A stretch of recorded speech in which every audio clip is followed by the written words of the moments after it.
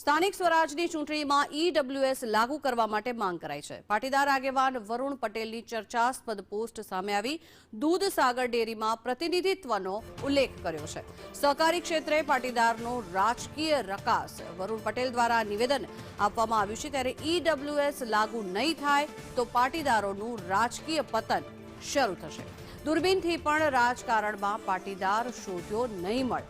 મતદારોની કુલ ટકાવારી 21.18% હોવા છતાં બેઠકો ઓછી છે, આ પ્રકારનું નિવેદન આપવામાં આવ્યું છે। ત્યારે ડિરેક્ટર મંડળમાં માત્ર 2 બેઠકો જ ફાળવવામાં આવી છે। વરુણ પટેલે પોતાના નિવેદનમાં આ વાતનો ઉલ્લેખ કર્યો છે। ત્યારે ઘટાડો રાજકીય વર્તુળોમાં મોટી ચર્ચાનો વિષય બન્યો છે। સહકારી ક્ષેત્રે પાટીદારોને અળગા કરવાની વાતને લઈને અનેક નિવેદનો આપવામાં આવ્યા છે।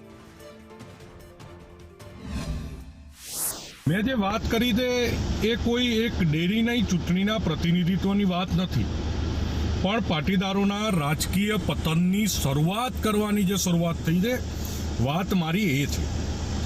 અને મારી જે મુખ્ય માંગણી એ છે કે આવનારા દિવસોમાં ઈડબ્લ્યુએસ જો લાગુ કરવામાં નહીં આવે તો પાટીદારો ગુજરાતની રાજનીતિમાં ક્યાંય દૂર દૂર સુધી દેખાશે નહીં, પણ નીચેથી તળિયું સાફ થઈ ગયું છે।